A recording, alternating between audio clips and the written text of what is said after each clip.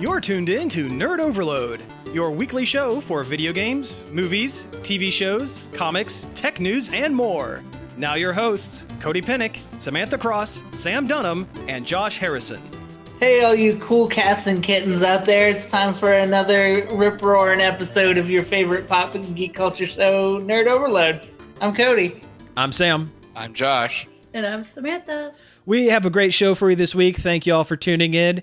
We have a bunch of news to go over, but first let's talk about some things we have been checking out. While still sequestered separately. We are all still sequestered separately for safety. I'm trying to think of where I'm bunkered in at currently. We all collectively said a Zeppelin. I'm going underground this time. Yeah. I'm in prison. Prison? Okay, I'm You going don't to want to say be there. I got put in prison. No. hollowed out volcano is where I'm at, I think. Oh yeah, hollowed out volcano lair. Yeah, there we go. All right, so who wants to go? I'm in Cheyenne Mountain. I'm looking at the Stargate right now. Nice. All right, so Space station, the Nerd Overload space station. That'd be dope.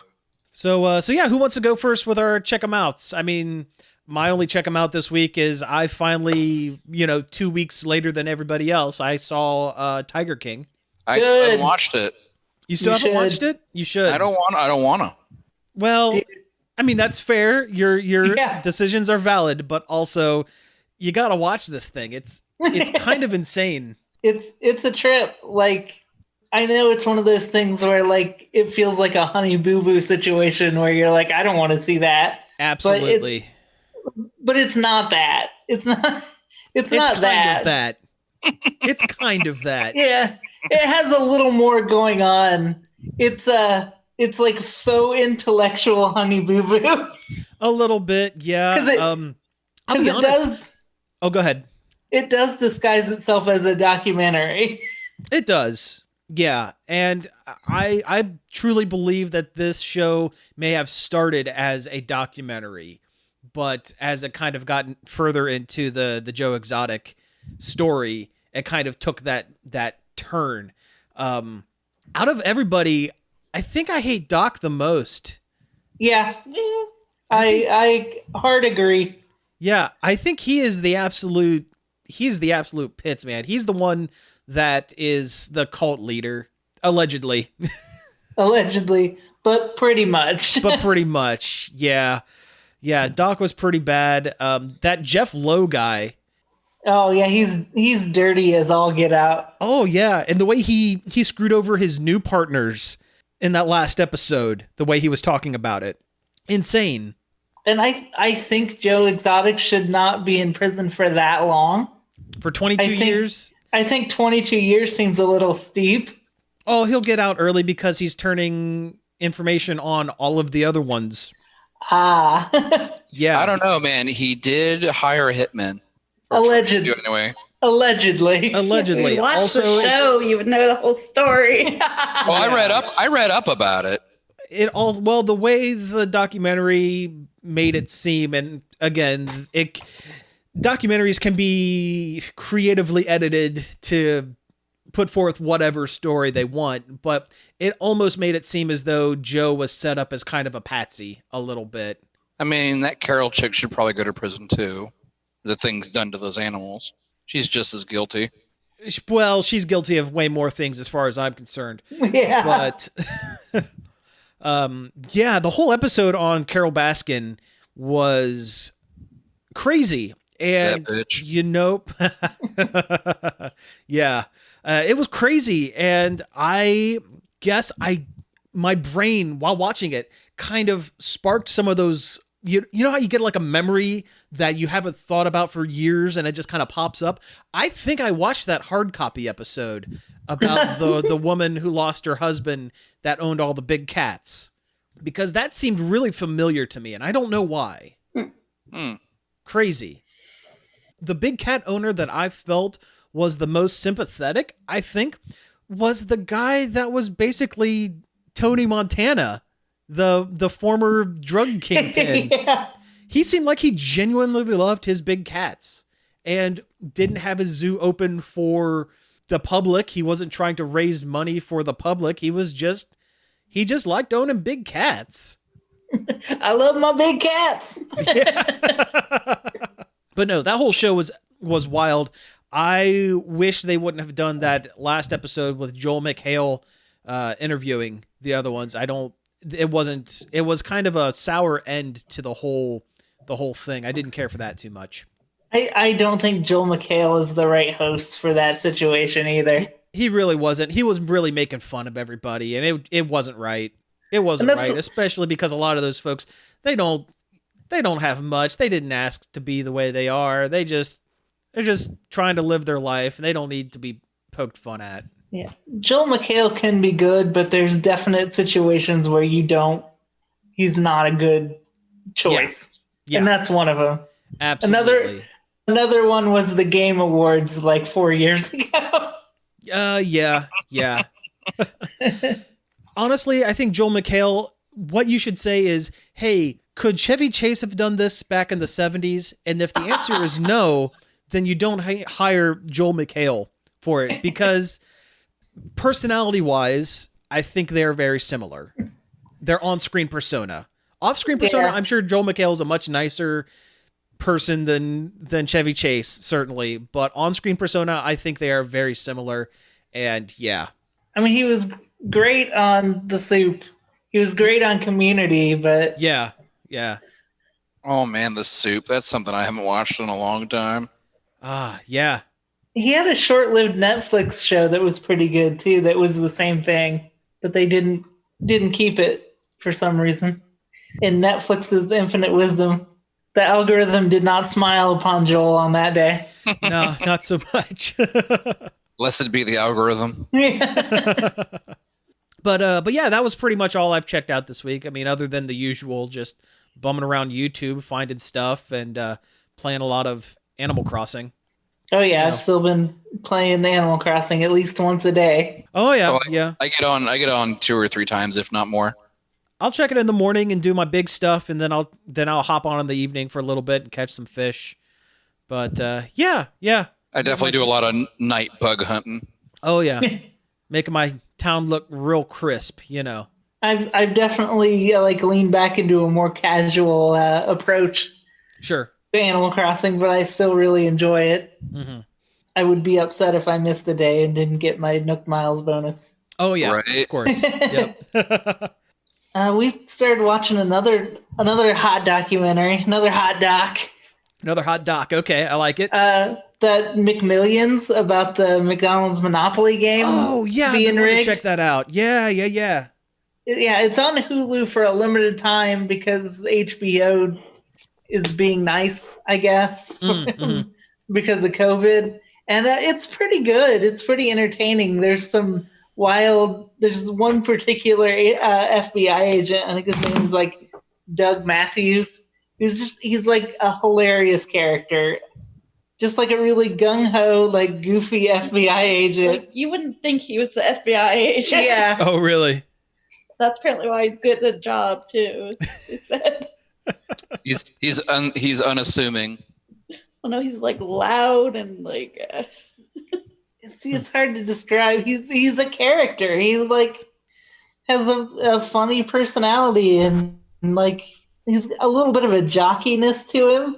Mm-hmm. And a little bit, and he's got a little bit. What does this have to do with horse racing? Oh, no, the other kind of jock. Okay. And he's got a cockiness to him that is entertaining. It's about the fraud surrounding the McDonald's Monopoly game, where like a bunch of the same or linked together related people won it in a row because it was some kind of inside job. Yeah, I remember reading there was a huge expose about it 6 months or a year or so ago on some website, but I remember them making the documentary, but I haven't watched it yet. But it sounds fascinating, honestly. It is. I mean, it's no Tiger King, but it's pretty good. It's at least more of a legitimate documentary than Tiger King. We're still we're on the last half of the last episode, so we still don't know how they were pulling it off. I'm worried that the reveal isn't going to be wild enough to merit that many episodes in the show. Oh, yeah, yeah. Because it kind of seems like something they could have knocked out in a film length instead of a 5-episode, like 5-hour series. Mm-hmm. But it's still good. I mean, what else are you going to do? Yeah. Well, you know what? That actually, I'm gonna have to check that one out. That sounds pretty awesome. Yeah, I would before HBO takes it away. Yeah. Same with Detective Pikachu is on Hulu for free. Oh, it is. That's another thing that they are nice enough to let you watch. Yeah, Oh, I saw that today when I was scrolling through Hulu. I was like, huh, neat. Excellent. Yeah, I'll have to check that one out as well. I'll have to rewatch that one again. I liked it the first time around. I'm interested in I did checking too. it out It was a again. good movie. Mhm. Yeah, it doesn't hold up to a lot of thought. Like there's a lot of plot holes in it, but it was okay. It was a good movie. It almost seemed more like a graphics test than anything. Yeah, and those graphics were really good. Yeah. Yeah, seeing the Pokemon was fun enough to carry the whole movie for me. Yeah. I mean, you're not wrong. I just sat in the theater, just thrilled at like, oh, there's whatever Pokemon. I loved the Slack Kings asleep in every shot that they're in. Yeah. But I also hate the sound that Slock King makes in Pokemon Go. It's the worst. Oh, I turned the audio off on that thing as soon as it. Every time it resets, it's the first thing I do is turn off the audio because I don't want to hear it. I never have the audio, the sound, or the music on. Yeah. Speaking of which, did you see they're actually doing a bunch more stuff to make it easier to play at home? The Pokemon Go. Yeah, they've been really attentive about it. Yeah, they're doing another thing where they a week from Saturday on the 25th, I think it is a community day, and instead of 3 hours, it's 6 hours, and you can turn on an incense, and it will last for 3 hours instead of so that you can sit at home. Hour. Yeah, so you can sit at home and play the whole game, and so that's cool. Yeah, and they're also doing a thing where they're going to introduce an item that allows you to do gym raids from your nearby list. Oh, cool. So as long as you're close, it's close enough to pop up on your radar, it'll still work. They said that at first it's going to be the same as being right there, but once the quarantine is over, they're going to say, okay, if you're physically at the place, you get a attack boost, and if you are calling in from nearby, you get a attack reduction. So they'll still have it, so they won't be taking features away, they'll just be kind of decreasing the usefulness. Man, I wish they could have been this attentive when the game first came out.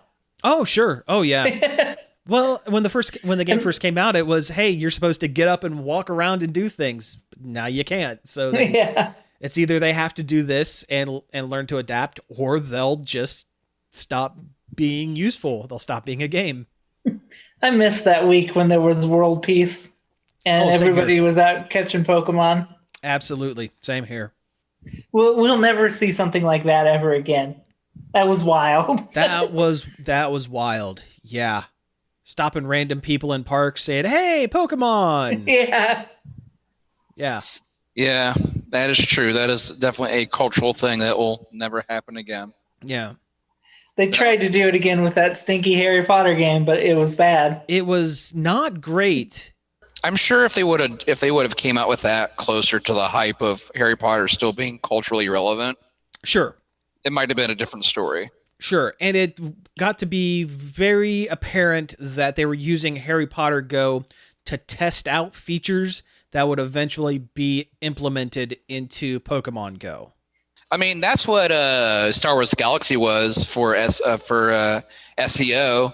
It was a testing bed for features for EverQuest 2. Mm-hmm. And Champions Online became a testing bed for something. It was another game in their system. Perfect World has so much stuff. Neverwinter was what it was. Neverwinter. Yeah, that's what it was. Which is a good game, actually. Yeah, that's what I hear. That is the one thing I have been able to successfully avoid during this whole lockdown is hopping back on an MMO. Hopping back into an MMO. I've thought about it. The thought has crossed my mind, but nah, not gonna happen. I've like dabbled in Phantasy Star Online 2 a little bit, but like I'm kind of disappointed in it. Yeah. I waited so long for that game, and like it's a lot. They piled a lot of stuff in there, and it's a lot to parse. It's like I go where, when, for why, how, like, and it feels like they're dumping like 8 years of content on you all at once. Because I'm sure it was a gradual release when it came out in Japan, but like here now that we have it, it's just like whoa. It has a fully featured casino in it though, which is kind of neat. Oh yeah. Like you can gamble. You can do slot machines or like space blackjack. Oh, nice. For like cosmetic items for your character. It's neat. I don't think it was worth waiting this long. It probably would have been a lot cooler, like 8 years ago. Right. Yeah. Well, Josh, do you have any checkums? I know you've been absent the last couple of weeks. Do you have anything worth mentioning? Is going on your permanent record. It is going on your permanent record. Yes. You say this every time I miss a show. And they're piling up. You're going to have to come in for Saturday school, mister. Yeah. I'll go out into the world in my little bubble and roll around at the speed of sound. Well, Animal Crossing. Lots of Animal Crossing. I watched all of Tuca and Birdie. It's good. It's so good.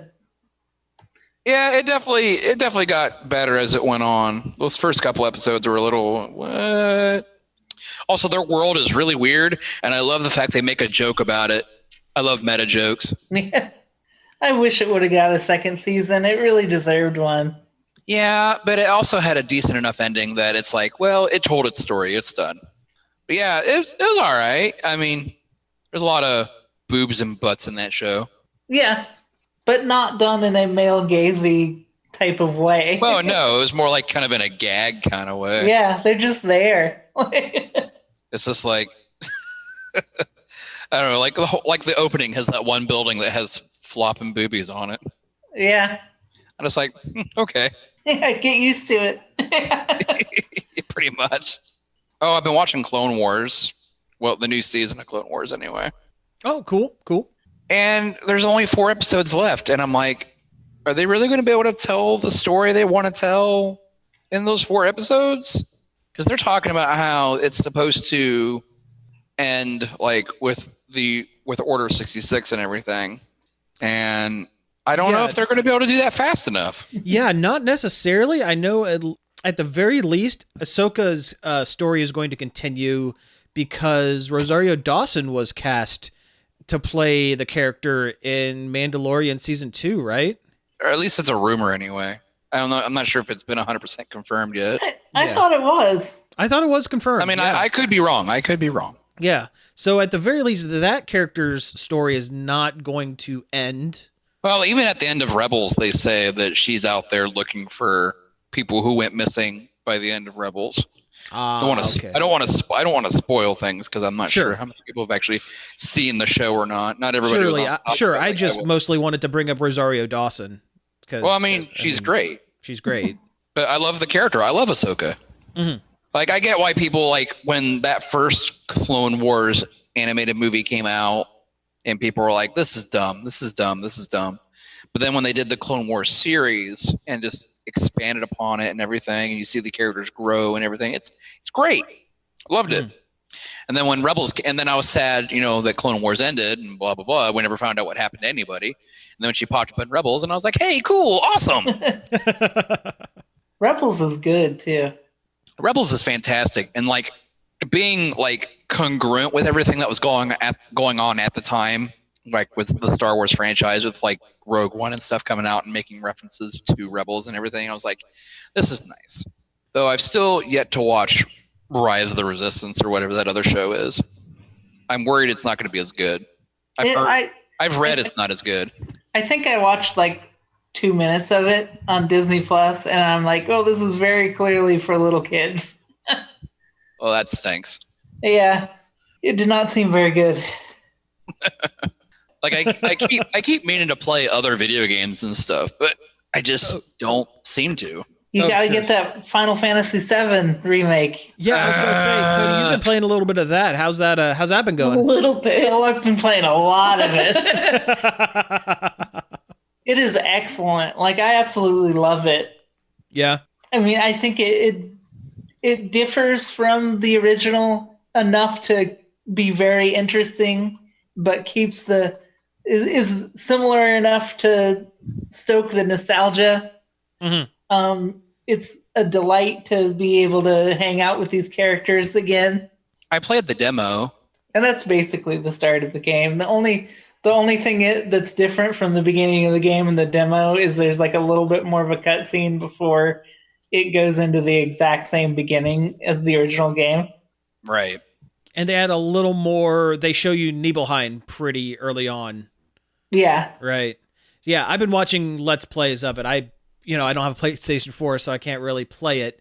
And they can't release it for PC day and date as PS4, unfortunately, so I'm going to have to wait on it. But it looks really great.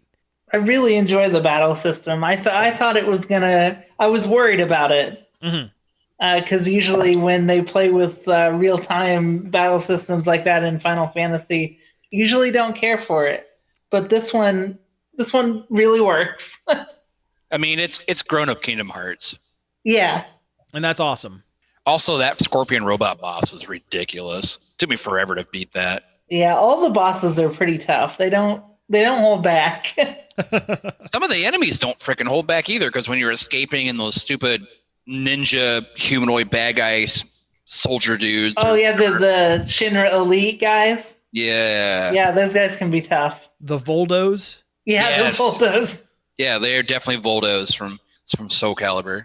I don't know, like, it's not bad. I mean, it is, like you said, it is nice to kind of go back and, revisit this franchise that I played a lot as a kid. But at the same time, it's not even really my favorite Final Fantasy. I don't get why Square Enix keeps harping on it so bad. It's at least in my top 3. Yeah, Maybe. I would say it's pretty high up there for me as well. I have a theory about this game that I don't know if I want to share it until at least one of us has finished it, but I kind of have a theory about what's going on with it and why things are similar but not quite the same outside of the actual reason, which was they got to make things different so that it's not a carbon copy. Yeah, I'm like halfway concerned that they're gonna pull some like wild twist like that Dragon Quest movie does. I don't know if you guys watched that. Oh, I still I have. did not. Yeah. Oh well, should I spoil what the No. twist? No, don't. Okay, Because it's out of nowhere. because it does have a wild twist. Oh, okay. Yeah, just from what I have seen in this game, I have an idea what's going on with it. But we'll discuss that later on or off mic at the very least. Oh man, now I want to play it. I gotta go. He's jonesing real bad. Yeah. All of a sudden, Cody's mic goes quiet for the next half hour. Either that or we just hear smashing Buster sword sounds. It actually doesn't do that. Although Barrett sings that at least 3 times. And that's great. That's perfect. Yeah. I kept sitting there, like I was like, after every fight, I was missing the menu of seeing the treasure and loot you picked up. Yeah. And hearing that do do do do do do do do do do do do do. I love that they're allowing Barrett to be as just crazy as I always kind of assumed he was. He's completely off his rocker. I was worried he was just going to be the stereotype that he is in the original game. I mean, he's just Mr. T in the original game. Yeah, well, they took him away from Mr. T and made him fanatical street preacher. Yeah. And it's wonderful. And he's got a little more depth. He does. He's a little more smart about like being a revolutionary. Rather than I have a gun. Yeah, I have a gun for an arm and I'm mad. Yeah. Cody, how far are you into it? What did I just do? Have you at least gotten to Sector 7? The seventh heaven, the bar and stuff? Well, I mean, like just walking around and doing odd jobs around Sector 7. Oh yeah, I did that a long time ago. Last thing I did was I'm walking Aerith home. Oh, okay. So you are past the point of probably my least favorite insert character for the new game, Chadley. Chadley, he's a little tech boy. He is, but he sticks out like a sore thumb. He looks like he was pulled from Final Fantasy 15 Or 13. or 13 or something. He looks completely out of place with everything else in. He does. He kind of looks like Hope from Final Fantasy 13. Oh crap, my laptop battery's going to die. Oh, no. Okay. Well, hey, let's go ahead and take a break here, and when we come back, we'll get into some news. Hey, we're back. That was Wide Open Spaces by the Dixie Chicks. Because we're all yearning for that right now, it feels like. Yep. All right, so let's get into a little bit of news, and the first thing we have here on the docket is Doctor Strange and the Multiverse of Madness has been looking for a new director, and it looks like it finally found one with Sam Raimi. Which is a really strong pick, I feel like. He is, yeah. He has a really strong background in both horror movies with the Evil Dead films and Darkman to some extent, and also superhero films with the first 3 Spider-Man movies and Darkman to some extent. So yeah, this is great news. I'm really excited. I hope Marvel is able to let him kind of do his own thing. Yeah. If you were going to ask me who should direct a Doctor Strange movie and Guillermo del Toro is not available, then it would be Sam Raimi. Oh, absolutely. Absolutely. Can you imagine Doctor Strange with all those crash zooms? It's going to be so good. Where's Bruce Campbell going to show up? Because he has to. Imagine if he was Doctor Strange, though. Oh, that would be pretty great. He would be a way better Doctor Strange than Benedict Cumberbatch, if I'm going to be perfectly honest. Oh, yeah, he would be. Yeah, maybe. I still think Jeffrey Combs, like late 80s Jeffrey Combs, would be the perfect Doctor Strange. Oh, yeah. Can you imagine a Stuart Gordon Doctor Strange? Oh, God, that'd be so good. It'd be so messed up. He died recently, too. He did. Yeah, that's a shame, because he's one of my favorite directors. Yeah, but no, I think Bruce Campbell would do a good job as, like, I don't think he would be a great, like, main villain for Doctor Strange, but either make him an informant for Doctor Strange, some sort of magical informant or something like that. Like, don't make him Nightmare. Don't make him Dormammu. Don't make him a major thing, because at the end of the day, I love the guy, but it's Bruce Campbell. I think Benedict Cumberbatch is already Dormammu. Oh, he was the voice of Dormammu in that one. Yeah. But if they decide to bring Dormammu in as an actual character in the second one, they're going to actually have to find someone to play the character. I just watched a Riff Tracks movie that had Bruce Campbell in it, and it was bad. Oh, yeah. Icebreaker? Yeah, it was like Icebreaker. So it had Sean Astin and Bruce Campbell, and Bruce Campbell was like a evil terrorist who was also bald. They made him shave his head. Oh, why would you do that? I don't know, but it was an awful movie. That sounds terrible. It feels like it should have been way older than it was. There was one point where one of the Riff Tracks guys goes, and remember, this was a year before they filmed Fellowship of the Ring. And I was like, what? Whoa. Whoa. Wow. That's crazy. Because it's just like Bruce Campbell is a terrorist that holds a ski lodge hostage. And Sean Astin is like this like ski bro. What was he, just like a maintenance guy or something? It wasn't clear. Yeah, it was awful, but it was also hilarious. The Riff Tracks guys did a really good job. Oh, that sounds rotten. Wow. It was on their Twitch channel. They have a very good Twitch channel that's just constantly playing different Riff Tracks movies. And we spent an entire day watching them. Oh, you know who Bruce Campbell would be good as in a Doctor Strange movie? Damien Hellstrom, the son of the devil, the son of Satan. Yeah. But like reimagine him as like this pompous, like business suit wearing kind of sleazebag. That would be like perfect. Yeah. Oh, like Lucifer and Lucifer? Kinda, yeah, a little bit. Yeah, I could see him doing that. Someday we might be able to go into a movie theater to watch this movie. Maybe someday. Yeah, they did. They did put a date back on Black Widow. Oh, they did. Yeah, it's like November something, right? Yep. November Which is 22nd. weird. Yeah, it's weird that they pushed it back that far. Well, not even so much that. It's the fact that a Marvel movie coming out not in the spring. Yeah, but I can understand why they would rather push it back than just dump it onto Streaming Disney Plus or something like that. I can understand that. It's too big of a movie to dump onto streaming. Mm-hmm. Yeah. It's a shame that it's delayed though again, and like it's already a movie that should have came out 8 years ago. Yeah. Well, same with New Mutants. That one got pushed back again, and I think that one's been pushed back, like 5-6 years at this point? Yeah. At least Black Widow didn't get pushed into January. True. Yeah. That wouldn't have been a good sign. That would... Unfortunately, January has a name that we cannot say on air, but it's a name for movies that get dumped into January. Yeah, January is where Hollywood puts their trash. It's where movies go to die. Yeah, they're endless trash. Endless trash. I clapped when I saw it. Oh, speaking of superhero movies or superhero-based media that has a magic-y bend to it. See how I did that there? A nice, That's professional radio. Professional radio.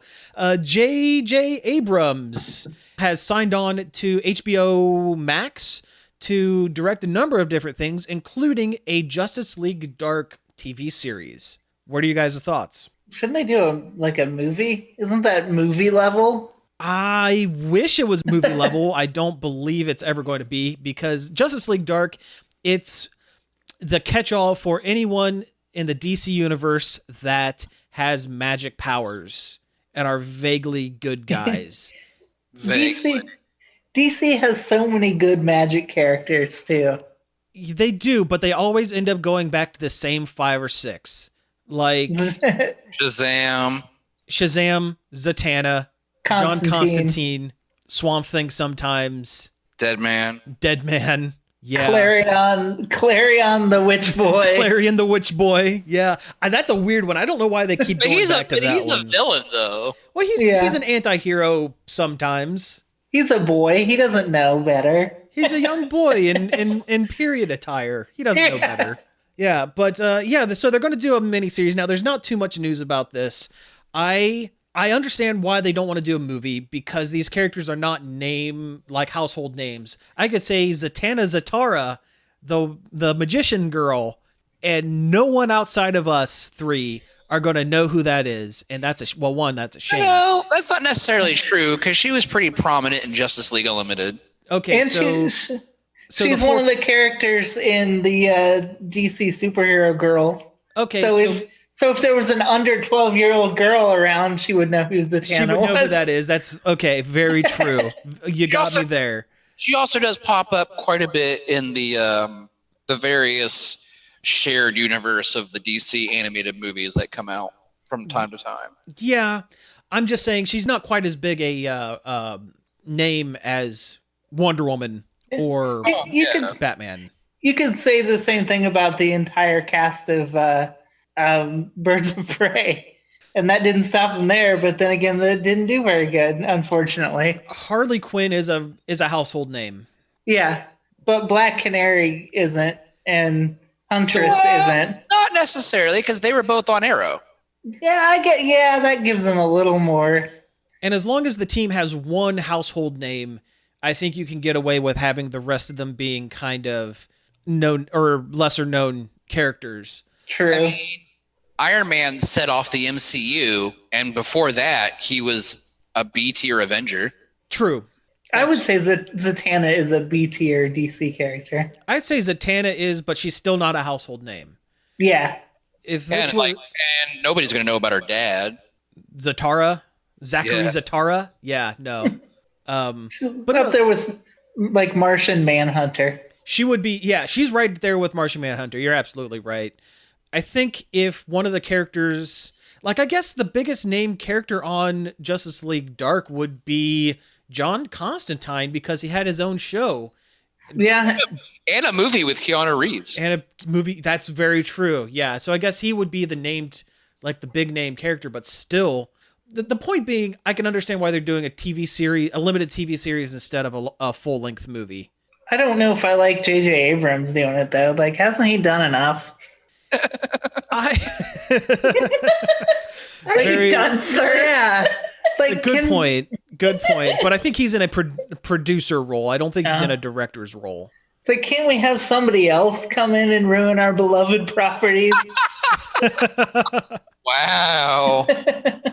I wish they would do a team more like Shadow Pact, which was the precursor to Justice League Dark, and it was even more obscure magic characters from the comics, like Ragman, the man who can absorb villains and turn them into patches. The man who rag. The man who rag, and like Blue Devil, and like gosh, Etrigan. Etrigan the demon was a member. That's true. Yeah, and Etrigan the Demon Man.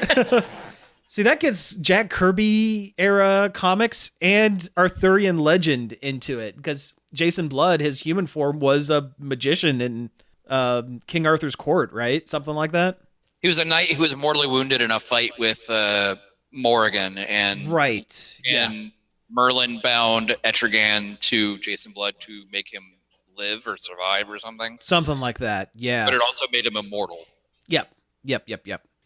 I don't understand why J.J. Abrams gets all this like weight to swing around when he's never made anything that was like that good.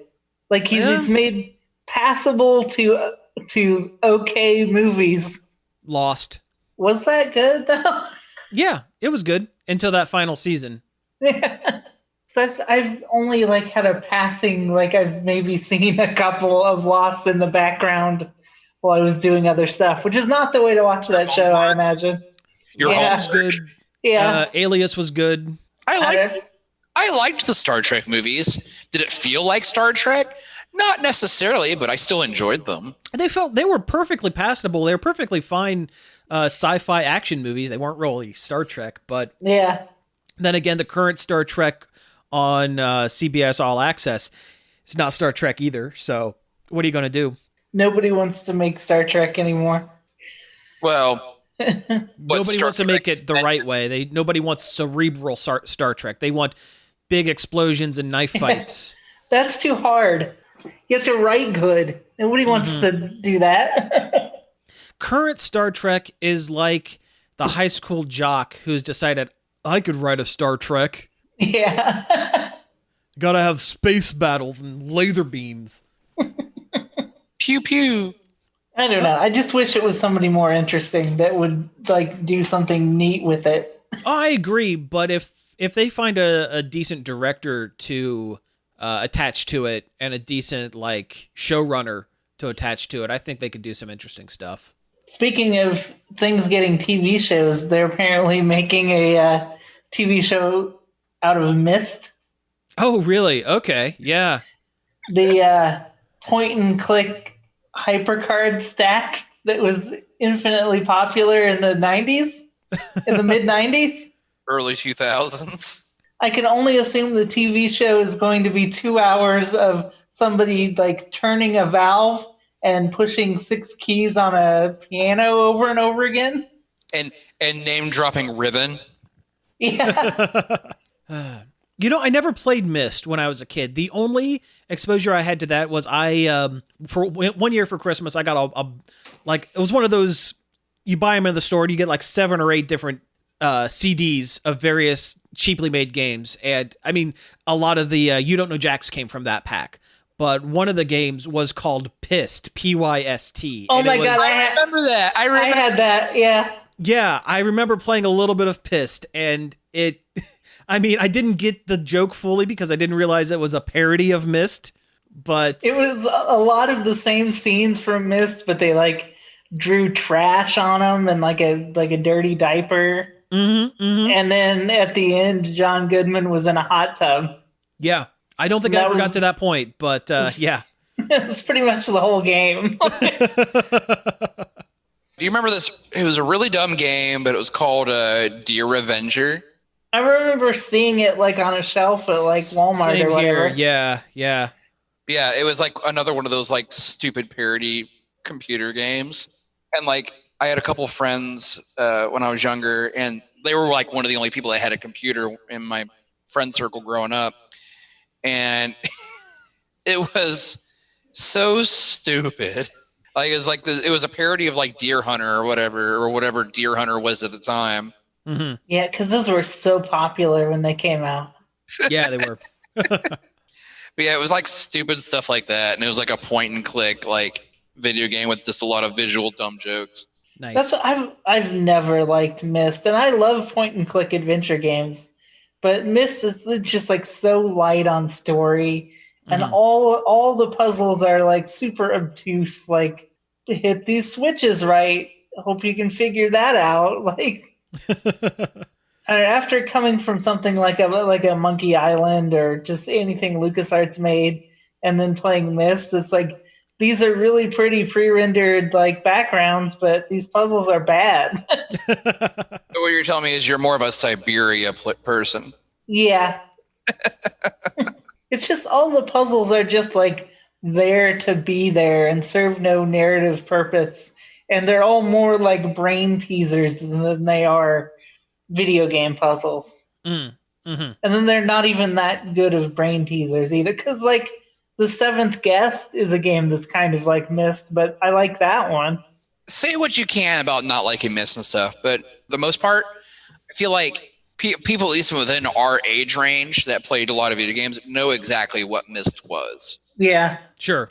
And Riven, to an extent. Mm. The sequel to Myst. It was just like it came out around the same time as Doom. And I'm like, well, I could play Doom or I could play Myst. Fair. That's fair. It has all the gameplay of a slideshow. Yeah. I don't think it has enough story to. I don't know about Riven. Riven might have had more story to it that they can pull from, but I don't feel like Myst had much of a plot to it at all, really. Mm. Yeah, like I don't remember the story at all. There's a couple of like brothers that were trapped in books, and there was the guy that created the Myst world, or was also in a book. I don't know. Speaking of things that have cultural touchstones that perhaps may or may not be appreciated by people in general, Dune is getting a remake. I need to read that someday. That's what this news made me think of. I tried listening to the audiobook and gave up because it was really dry. I mean, that's one thing you could say about Frank Herbert. Yeah. But no, they're redoing Dune. It's interesting. I tried watching the movie as well once, and also The one with Patrick Stewart? the one with Patrick Stewart. Yeah. The David Lynch one? Yeah, that one. That's the one. And I gave up about halfway through that one as well. I wish they would have made the Jodorowsky. Oh, yeah. Have you watched that documentary, Jodorowsky's Dune? No, I need to. Oh, super good. Salvador Dali was supposed to be the king of the universe in that. Oh, man. Yeah, I wish that version would have gotten made, but that doc is really good. It's really worth checking out. It would have been wild. Mm-hmm. Oh, yeah. Watch El Topo and then think geez. about, if this guy made a sci-fi movie. Yeah. So I know almost nothing about Dune other than there was some planet with spice. There's sandworms. Sandworms, yeah. And you can kind of see the future. Okay. There's also a lot of like political, pseudo-religious stuff in it. Yeah. Like ruling class people over like the regular people kind of thing. It's like, it's a whole thing. Yeah. So, I'm looking at Vanity Fair released a whole bunch of like stills from the movie. Apparently Oscar Isaac is in it and Zendaya, and that's pretty cool. I like both of those actors. I thought Oscar Isaac was going to be done with being a spaceman on a sand planet, but here he goes again. Yeah. Also, Josh Brolin is in it, I suppose. I mean, that's a lot of big name actors. Yeah, that's pretty cool. And it looks like Zendaya has bright blue eyes. So Well, does that's the thing with Dune. okay. Does that make her a Spice Girl? Is she a Spice Girl? If you want to be in my movie, Oh, we could make some real good Dune jokes if I knew anything about it. Oh, I wish. so not really news per se, but I was just scrolling through Facebook and I just happened to see an ad for the final season of Agents of S.H.I.E.L.D. That show is still on? That's Wow. That was my thought. I was like, I thought this show was over. Wow. I am impressed. They should do more Agent Carter, but on Disney Plus. I agree. Absolutely agree. That would be great. But we still haven't seen what the rest of the MCU Disney Plus shows are going to do yet. I know it's the only thing that's keeping me subscribed to Disney Plus. Currently, yeah, same here. Because I know, as soon as I cancel it, they're going to come out. And I'm just going to have to sign back up again. What's the point of canceling it? Yep. Oh, apparently Jason Momoa is in Dune. Also, there's a character in Dune named Duncan Idaho. If you were to say to me, hey, Sam, think of the most unspace name you can think of, I believe the answer would be Duncan Idaho. Sounds like I could get a good burger there instead of like a man in space. John Cornman. Stephen Wheatfield. Art Farmer.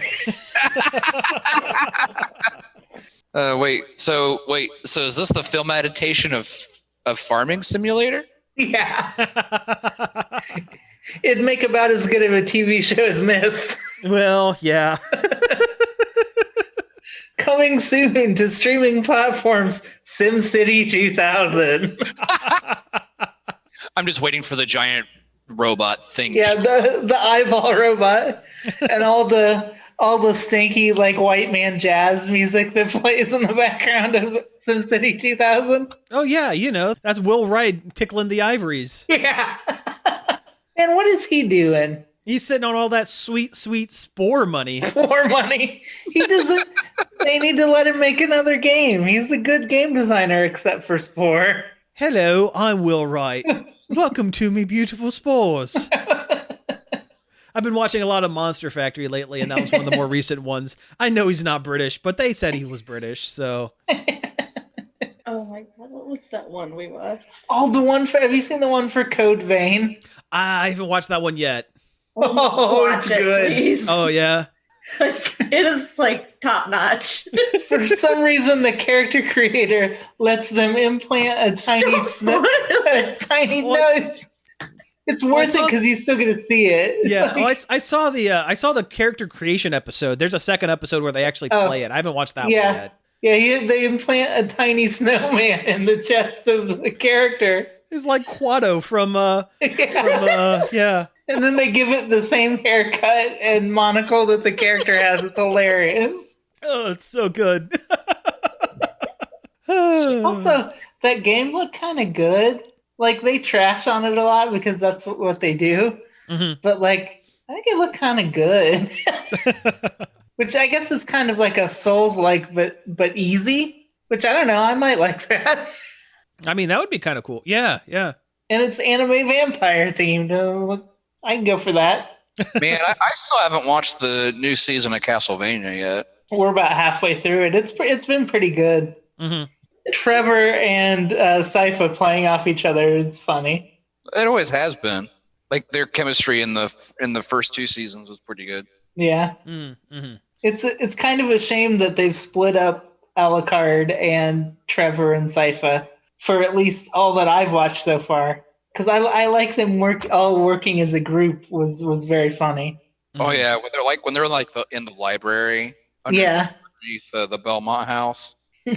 Just the way Trevor and Alucard bicker like little boys. I love it. I do love it. When he first meets Alucard and he tries to kick him in the junk. All right, hey, we have time for one more really quick thing here. So what's this with this thing with the PS5 controller?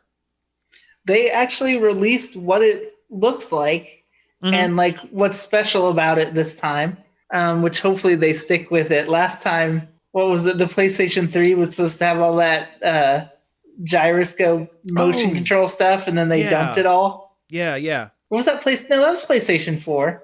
Mm-hmm. And then they dumped it all halfway through. This time it's supposed to have like haptic feedback on the joystick, so it kind of pushes back at you to make it feel more realistic. And it has that on the triggers too. So like if you're pulling a bow back in a game, there'll be like a little bit of resistance on the trigger of the controller, which that's all pretty cool. That's pretty neat. Yeah. Engineering-wise, that sounds kind of hard to do. Like thinking about all the parts inside the controller that would make it do that. Oh yeah. That's just asking for another thing to break. Yeah. The actual like visual design of the controller is it's okay. It looks like they made a controller out of Rei Ayanami from Evangelion. Yeah, a little bit. The white, black, and blue. Yeah. Yeah. You Pretty know much.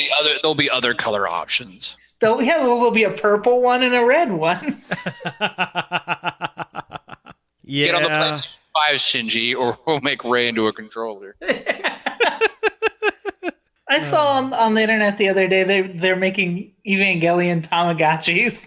What?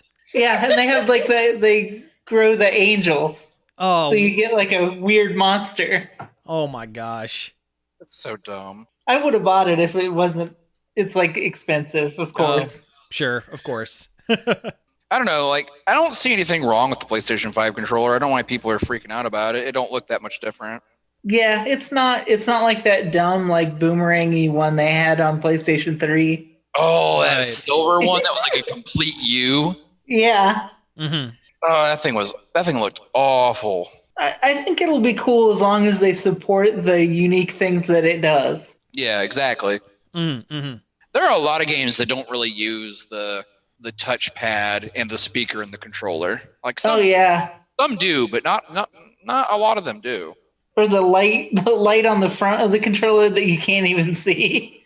You can see a line of it. Yeah, I don't know what they were thinking of there. Or you can see it reflected in your TV back at you when your game loads. Right. Or like when you get caught, when you're being chased by the police in PlayStation or in Grand Theft Auto 5 and it's flashing red and blue at you. Yeah. Oh, yeah. Yeah. But yeah, Sony seems really good about that. Well, we came out with these good ideas and then they never use them. Yeah. Like there was supposed to be a lot of interactive streaming stuff that the PlayStation 4 was going to do. And then they just like never did anything with Just it. kind of backed out. Yeah. Yeah. I think they removed a lot of that stuff. Like they took away like the sharing ability and whatnot on the PlayStation 5 or on the 4. So as long as they keep their promise on this, it could be neat. They changed the share button. Now it's a create button, but it still kind of does the same thing. It's just got a different name. Oh, yeah. I don't, just give me start and select. Yeah. Yeah, right. Back in my day. I would prefer that to the Switch's plus and minus. I don't like those buttons. It's kind of awkward. Yeah, Yeah, a little bit. especially the minus. The minus is kind of hard to hit. Sometimes. I don't know. I play on my Pro controller all the time, so I mean, it doesn't. That's fair. I generally have to look at them and go, which one's the plus and minus? Because for some reason, my stupid lizard brain always forgets. Oh, yeah. All right. Well, hey, we have hit time here, so let's go ahead and wrap things up for now. You have been listening to Nerd Overload. Thank you very much for tuning in. You can find us each and every day over at nerdoverload.com. Do you have social media? We know you do. I mean, that's all we've got right now. You can find us on Facebook, Twitter, Twitch, and Instagram at Nerd Overload Now. You can email us at staff@nerdoverload.com. You can call us on the Nerd Overload hotline. The number for that, Sam's going to tell you what that is. It is 586-372-8020. Cody, what should they call in and ask us about this week? Tell us what your favorite video game system controller is. There we go. All right, you can also find all of our back episodes on various podcast catchers like Apple Podcasts, Spotify, Stitcher, and more. I'd like to thank David Pencil for the use of our intro and outro. You can find more of his stuff over at davidpencil.com. And lastly, we are on Patreon, patreon.com/nerdoverload now. If you like the show and you want to help support us, you can head over there and find out ways to help us out. Again, thank you all for tuning in, and we will be back next week.